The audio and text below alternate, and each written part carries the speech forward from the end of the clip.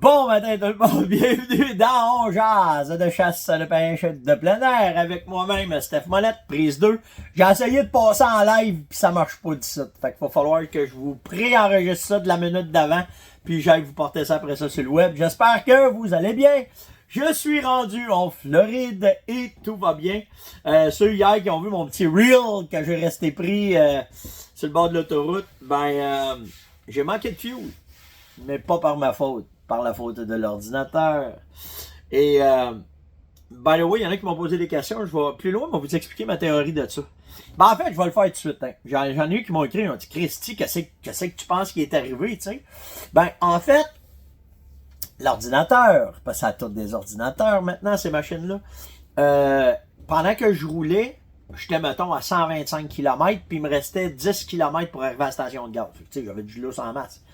Puis quand que, à un moment donné, il est parti 125, 83, puis 68, puis pouf, c'est tout arrêté.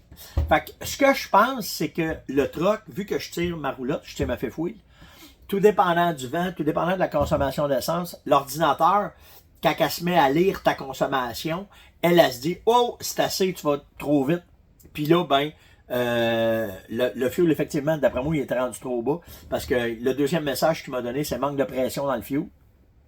Puis là, boum, je me suis tassé au bord. Puis, j'ai essayé de il est reparti une deuxième fois. La sortie est là, 2 km. La sortie est en avant. Je viens pour essayer de rentrer dedans. J'ai jamais été capable de me rendre. Puis, ça a pris l'aide de mon père d'amener du fuel et mettre du fuel dans le truck. Puis... Fait que tu sais, quand tu tires de quoi, parce que ça nous était déjà arrivé, mon père, ce qu'on jasait avec ce truck-là, à la pêche, on n'avait pas de trailer, puis à 5 km, on l'avait descendu jusqu'à 5 km, il restait 5 km d'autonomie, puis il était correct. Fait que moi, je pense que c'est à cause de la tire, de la roulotte ou du trailer, peu importe quand tu tires le quoi, parce que tu sais, si vous jouez avec vos ordinateurs, là, tu sais, mettons, à autonomie ordinaire, tu vas faire, exemple, tant de nombre de kilomètres, mettons 800 ou 1200 km avec ton truck. Puis, aussitôt que tu mets de quoi après, tu fais un check-up avec, tu fais rebooter ton ordi. Puis là, à un moment donné, il part, mettons, de 1200. Il va dire, oh non, le classique que tu as là, c'est 800. Puis là, tu le vois, des fois, ça s'ajuste vite, mais faut jamais que tu descendes en bas de 200. À Star. Puis j'ai jamais fait ça, hein. C'est vraiment parce que j'arrivais. Parce que normalement, quand j'arrive dans le bout de 5, tu sais, moi avec le truck que j'ai là, j'ai une grosse tank dessus, fait que je suis capable de faire 900 km avec une tank. Fait que quand j'arrive dans le bout de 500, je me trouve une place puis je gaze tout. Tu sais, je descends jamais en bas de la moitié. Mais là, je me suis fait avoir. Alors, ça fait partie, mais c'est ma petite théorie que je pense là-dessus. Puis je vous promets, ça n'arrivera pas une deuxième fois. Ça, c'est sûr et certain. Vous auriez dû voir ma blonde, tu sais, pendant que tu es sur le bord du chemin, puis là, que tu niaises, avant d'appeler le secours. Elle m'appelle.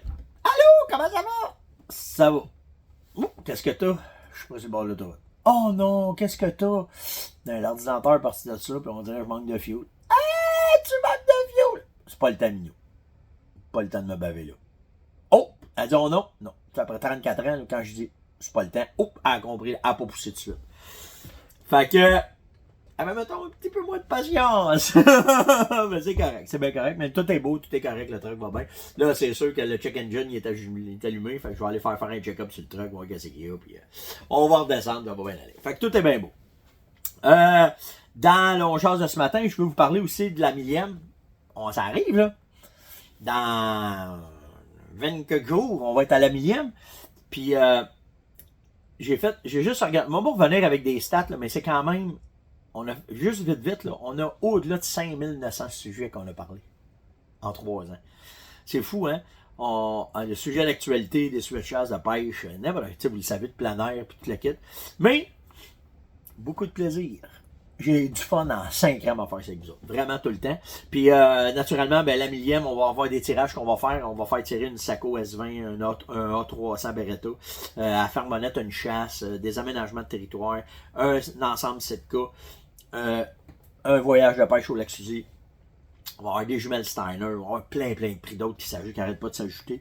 Donc, une suspension de truck de chez JB Vulcanisation. Ben du plaisir cette journée-là. Alors, inscrivez-vous.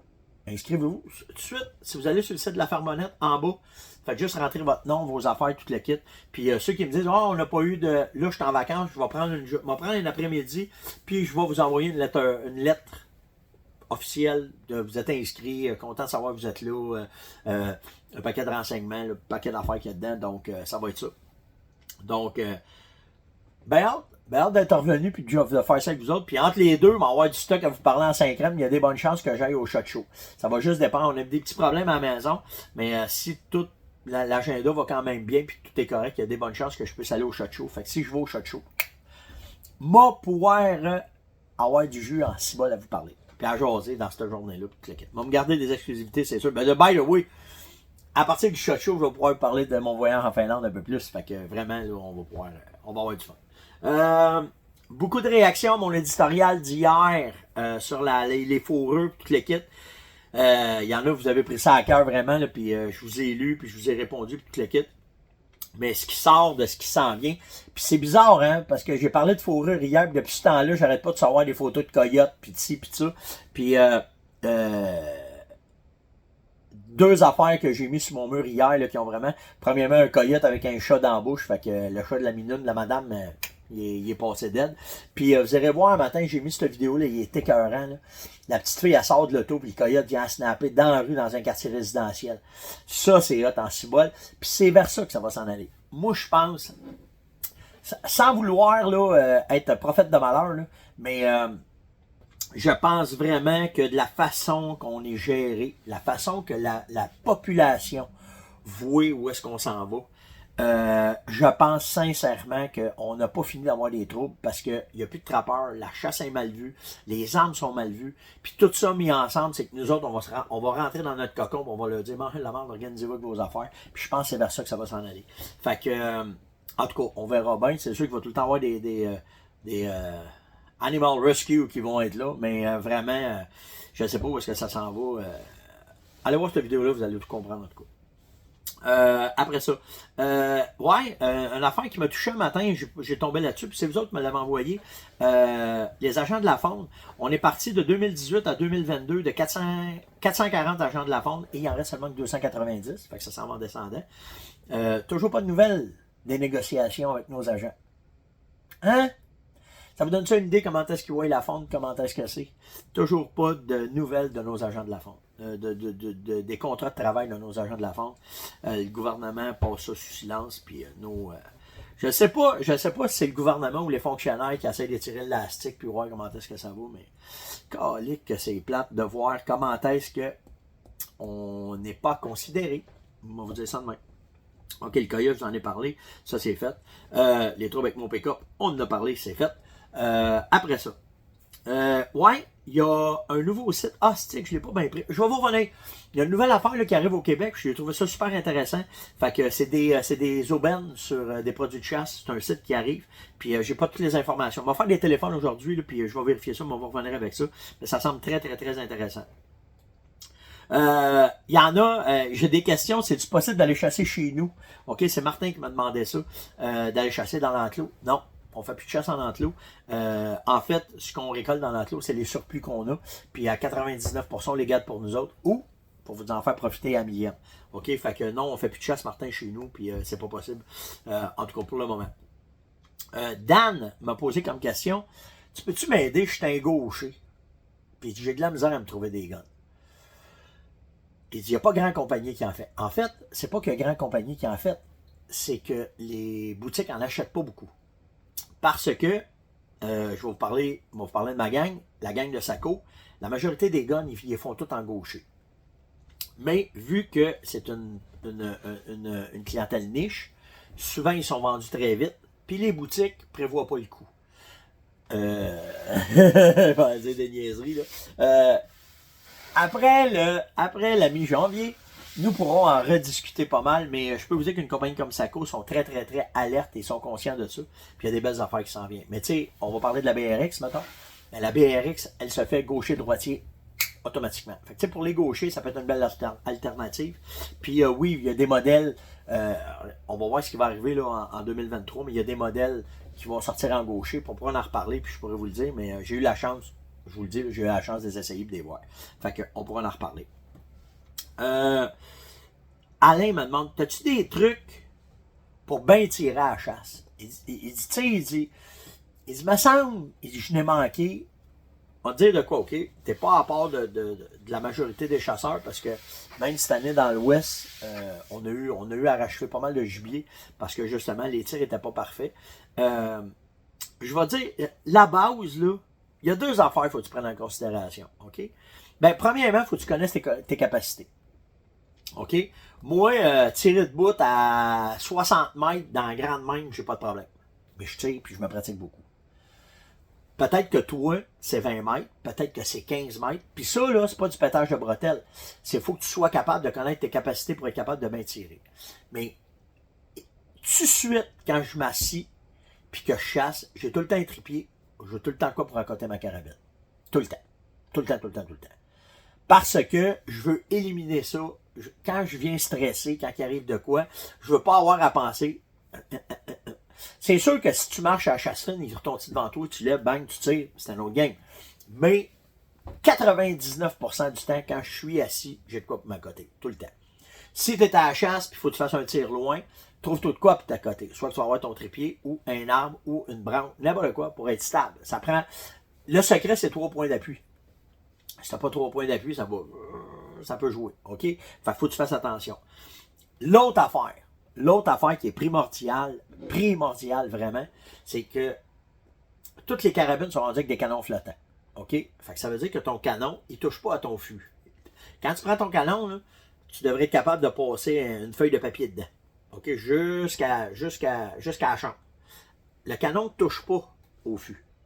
OK? La raison de ça, c'est que quand tu accotes ta carabine, tu l'accotes sur le fût. OK? L'espace entre les deux, c'est quand tu vas tirer, ton canon, vu qu'il est flottant, ben, ce que ça fait, c'est que la vibration n'est pas connectée directement, puis ta précision, elle est augmentée. Puis faites le test, là, faites des tirs à côté sur le fût, puis faites des tirs à côté sur le canon. Tout de suite, tu vas avoir une différence. Ça peut jouer de 2 pieds à 100 verges. OK? Parce que le canon, la vibration, le levage, tout ce qui arrive, il ne faut pas que ça arrive. Donc, à côté, puis pas à côté sur le canon. C'est bien, bien, bien important. Puis là, ça va faire la différence dans votre tir. Ça va t'aider beaucoup, Alain. Là, il faut que je fasse attention en montant, parce que les 11 jours vont être plus courts le temps que je suis en vacances. Faut pas que je dépasse 15 minutes. Je suis déjà rendu à pas loin de 13 minutes. Donc, l'autre sujet, je vais me le garder pour demain, mais j'ai eu des questions sur quand tu tires un gibier puis qu'il arrive une situation, comment tu réagis, qu'est-ce que tu fais. Fait que demain, je vais revenir avec ça. Je vais garder cette question-là pour demain, mais je me garde un peu de jus. Puis, il ne faut pas que je dépasse trop parce que je vais avoir de la misère à vous downloader les vidéos. Donc, c'était long genre de ce matin. Likez, partagez, invitez, surtout commentez. Hey, je le sais qu'il y a une tempête de neige qui s'en vient. Là. C'est juste une tempête de neige. Il va y avoir du vent, il va y avoir de la neige. Savez-vous quoi? Une fois que la neige est tombée, c'est fini. Fait que, capotez pas, là. Moi, je regarde ça ici, c'est la fin du monde. Regarde les nouvelles, c'est la fin du monde qui va arriver. Oubliez pas ça, là. On vit des pays nordiques, ça fait pas ça. Je le sais, je suis dans le sud, je suis bien placé pour vous dire ça, mais c'est pas pour ça que je vous dis ça. Je trouve ça fatigant, le stress qu'ils vous mettent avec une tempête de neige. Quand il y a de la neige qui tombe, c'est pas compliqué, les routes viennent glissantes, faut t'appeler, puis quand tu l'as pelleté, c'est fini. Dans le nord, c'est le même que ça se passe. Peut-être pas d'un grand centre, mais c'est le même. Donc, profitez de cette belle neige-là. Soyez prudents dans vos déplacements si vous avez à vous déplacer parce que Noël s'en vient. Puis, on va juste du fun quand il y a de la neige. C'est juste moins de fun que vous autres. Je suis content d'être ici. Mais moi, quand il y a de la neige en main, je suis très par tabarouette. Donc, tout le temps une question de perception. Hein? Tout le temps, tout le temps. Likez, partagez, invitez, surtout commentez. Puis, on se parle demain matin. Hey, envoyez-moi des questions. Vous voulez qu'on jase. Là. C'est le temps. Là. Je suis en vacances. On va avoir le temps de parler avec vous autres. Développer un paquet d'affaires. Surtout demain, là, ça va être cool ce que je vais vous parler. Quand on parlait d'un gibier qui est tiré, qu'est-ce qui peut être arrivé, il a relevé. On parlait de ça demain. Likez, partagez, invitez, surtout commentez. Puis on se voit demain. Ciao tout le monde.